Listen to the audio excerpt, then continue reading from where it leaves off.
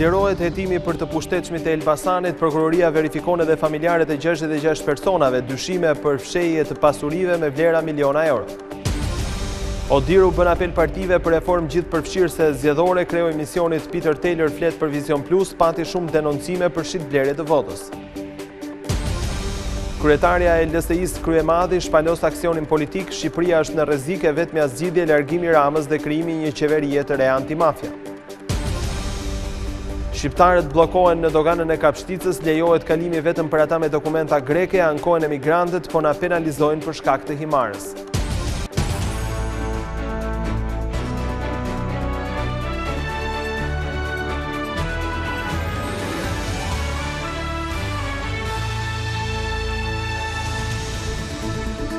Përshëndetje shikues të nderuar, janë lajmet e orës 15. Një ditë më parë, Vizion Plus publikoi lajmin e nisjes së një superhetimi ndaj të pushtetshmëve të Elbasanit, ku bëjnë pjesë edhe të afërm të kryebashkiakut Sejdini. Organi akuzës i ka shtrirë veprimet edhe mbi familjarët e 66 personave të vënë në hetim duke verifikuar pasurinë e tyre. Në rast se provohet fshehja e të ardhurave, ata rrezikojnë deri në 8 vite burgim. Prokuroria e Elbasanit ka zgjeruar superhetimin e pastrimit të parave ndaj familjeve kryesore të qytetit. Burime pranë grupit hetimor thanë se, krahas kërkesës së organit të akuzës drejtuar tatimeve për dhënien e informacionit për listën me 66 persona, hetimi ka përfshirë dhe akuzën e fshehjes së të ardhurave. Në bazë të dhënave që do të sjellë drejtoria rajonale e tatimeve në Elbasan, prokuroria ka gati dhe hetimin pasuror për familjet e personave që janë pronar të bizneseve të ndryshme, me miliona euro xhiro e fitime. Në seksionin 6 Kodi Penal parashikon veprat e këtij lloji, sipas të cilave fshehja e të ardhurave mbështetur në nenin 180 parashikon burgim nga 4 deri në 8 vite.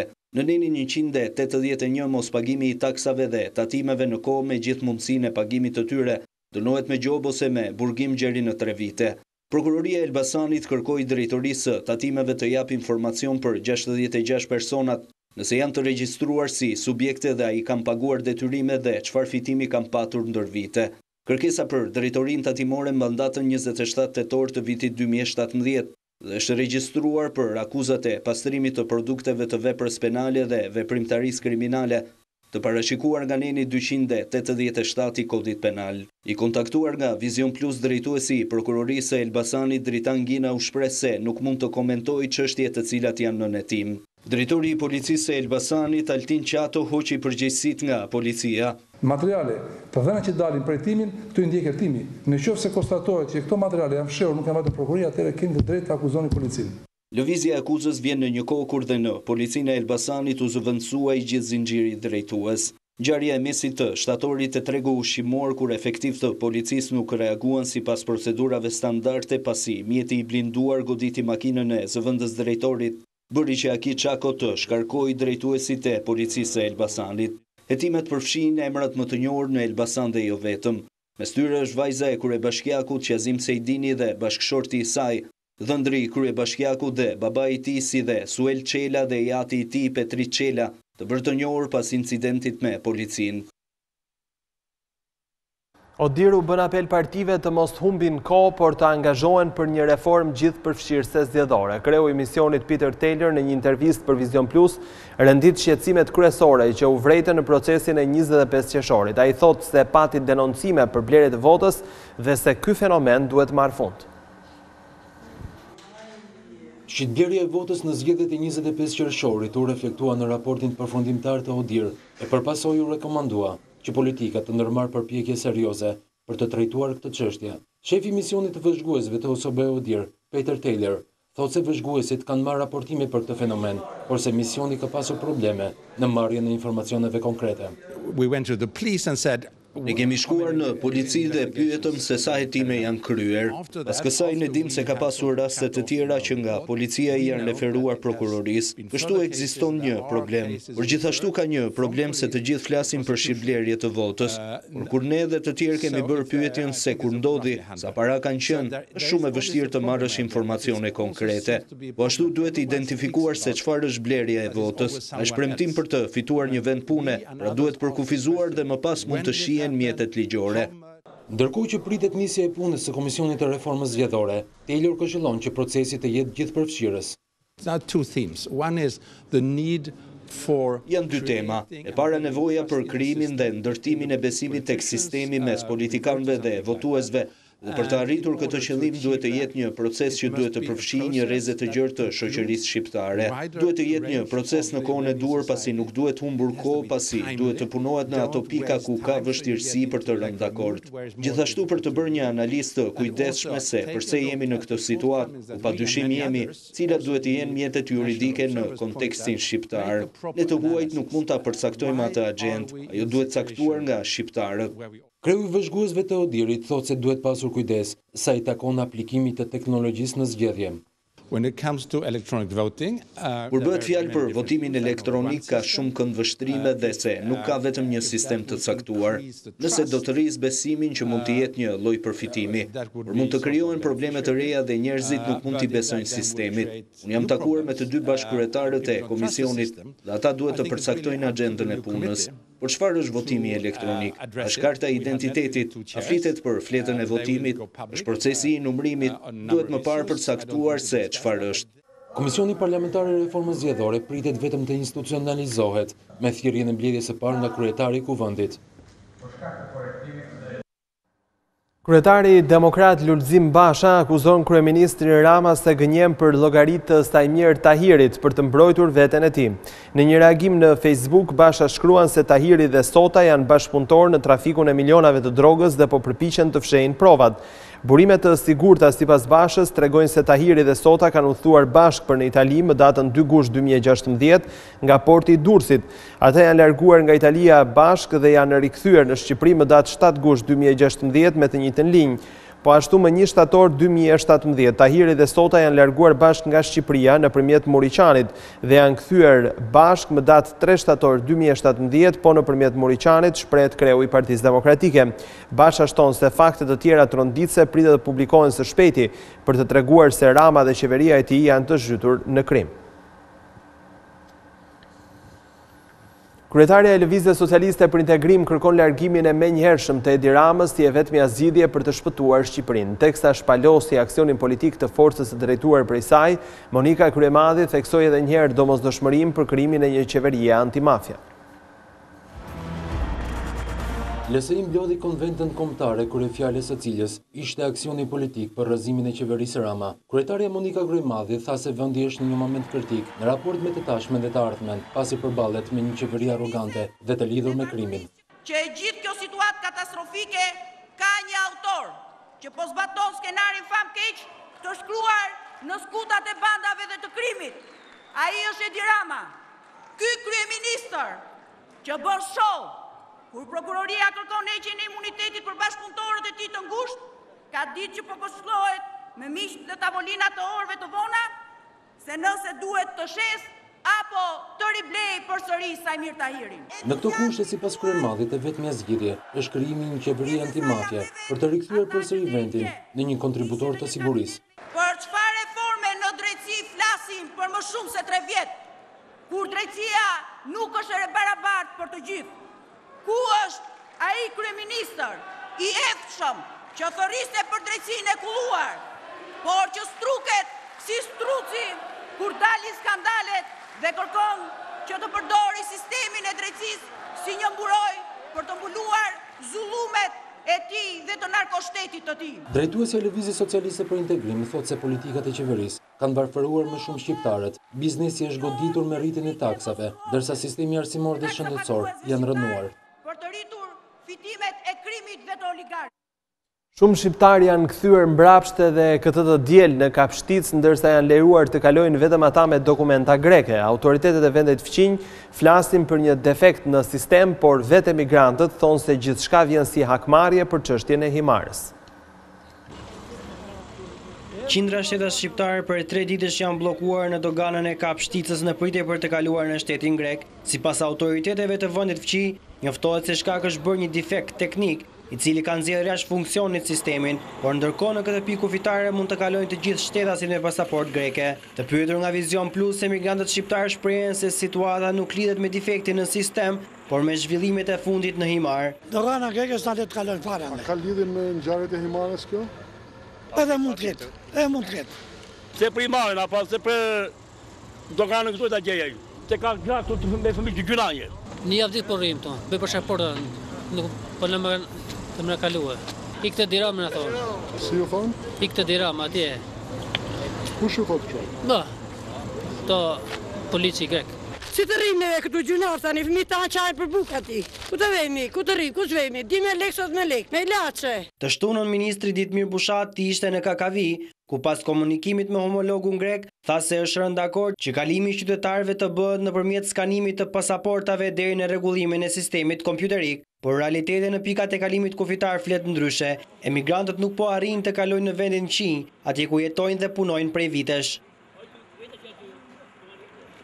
Shefi i diplomacisë shqiptare konsideron jetike të drejtën e shqiptarëve që jetojnë jashtë kufive për të votuar. Gjatë takimit me emigrantët në Janin, Ditmir Bushati u shpreh se për këtë projekt të rëndësishëm do të synohet edhe bekimi i opozitës. E drejta e emigrantëve për të votuar, sipas ministrit Ditmir Bushati, është jetike, e për këtë arsye mazhoranca ka prezantuar në kuvent projektin konkret. Në një takim me shqiptarët që jetojnë Janin, shefi i diplomacisë tha se duhet vepruar me shpejtësi dhe të krijohet një sistem i besueshëm. Ne duhet që të krijojmë një sistem sa më të besueshëm, që vota e çdo shqiptari jashtë ateut të garantohet dhe të lexohet me drejtësi e me ndershmëri. Ne kemi paraqitur një projekt në Kuvendin e Shqipërisë. Kemi krijuar gjithashtu një instancë edhe më të posaçme se Ministria e Jashtme, që quhet Ministri i Shtetit për Diasporën. Por, për të realizuar votimin e emigrantëve sipas Bushatit, duhet edhe konsensus i opozitës. Për të njëtësuar këtë projekt, që ka zanafillën tek vota, dhe që do ta bëj çdo qeveri shumë herë më të përgjegjshme ndaj jush, edhe për shkak të interesit politik që është vota, duhet që të ketë një mirëkuptim politik. Gjatë takimit me emigrantët, ministri bëri një prezantim të investimeve për lehtësimin e procedurave për marrjen e disa shërbimeve përmes aplikimit online. Policia e Shkodrës arreston brenda pak orësh autorët e plagosjes në Lajmen Kiras, dy adoleshentët qelluan me armëzjarrin 23 vjeçarin pas një konflikti çasti. 10 qytetarë protestojnë në sheshin Skënderbej në Shkup pas dënimit të pjesëtarëve të grupit Kumanova, kërkohet nisja e hetimit ndërkombëtar për çështjen.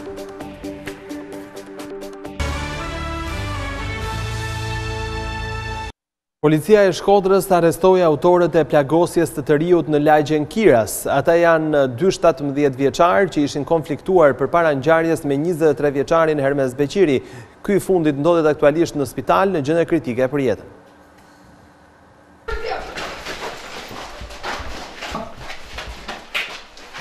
Këto janë momentet e arrestimit të autorëve të dyshuar të plagosjes së Hermes Beqirit në lagjen Kiras të Shkodrës.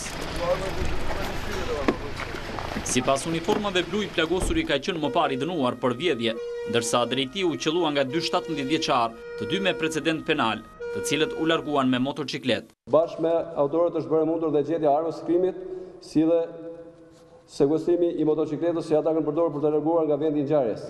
Nga hetimet e kryera rezulton se ngjarja ka ndodhur për motive të dobta, pasojë një konflikti të çasti. 17 vjeçarët e arrestuar janë banues në fshatin Golem dhe lagjen Guerile të Shkodrës, ndërsa bashkë me ta u arrestua dhe Bekim Turishta, banues në Zogaj, për mos kallëzim krimi. 23 vjeçari është në gjendje të rëndë në spitalin e Shkodrës, pasi i ka marrë 2 plumba në kraharor. Rritet interesi të rive që zgjedhin të studiojnë në degët e Universitetit Bujqësor të Tiranës. Rektori Bahri Mustabelliu shpjegon se kjo lidhet me faktin që diplomat njihen në Shtetet e Bashkuara dhe në Evropë. Kanë zgjedhur Universitetin Bujqësor të Tiranës sepse duan të zhvillojnë bujqësinë. Disa e kanë zgjedhur për shkak të traditës familjare, disa të tjerë udhëhiqen nga pasioni. Studentët thonë se diploma e këtij universiteti nuk të lë pa punë. Po më shumë të bujqësor, sepse prindrit e mi punojnë në bujqësi, edhe duhet të ndihmoj që të kenë një zhvillim më shumë bujqësia. Se sa të krijon pallate ose parqe vetëm me gurë dhe beton, është më mirë që të zhvillohet bujqësia. Jam nga Skrapari dhe kam zgjedhur këtë universitet sepse dua të them përsëri në vendin tim dhe që të zhvilloj bujqësinë atje dhe sepse kam trashëgiminë nga prindrit e mi. Merresh me bujqësi, gjithë e kam për ulje, në fakt Shqipëri është, por që nuk e kam fare për ulje, që të merrem me bujqësi. Familja ime, mami dhe babi im nuk janë marrë kur me bujqësi, por unë kam gjyshen që janë marrë gjithmonë edhe nuk kanë dalë të humbur nga kjo pjesë. Edhe diploma e këtij universiteti mund të njihet edhe jashtë në të ardhmen. Është një profesion të cilin mund të marrësh iniciativën që të punësosh dhe veten tënde. Rektori i Universitetit Bujqësor të Tiranës, Bahri Musabelliu, thotë se duhet të ketë një rajonizim të tokave bujqësore në mënyrë që të orientohen investimet. Ne duhet kemi një hartë madhe të këtij vendi, në të cilët të themi, këtu bëhet gruri, këtu mbashtrohet lopa, këtu rritet dhia, këtu kullot delja, etj. Dhe kjo është shumë domethënëse, sepse neve kësaj mund t'i orientojë më mirë dhe shumë më mirë edhe investimet. Pas viteve 90, shqiptarët filluan të ndërtojnë shtëpitë e tyre në tokat bujqësore, dhe sipas Musabelliut kjo duhet të ndalohet në mënyrë kategorike. Toka është një pasuri kombëtare, edhe kujdesi dhe vëmendja për tokën duhet të jetë kapitale.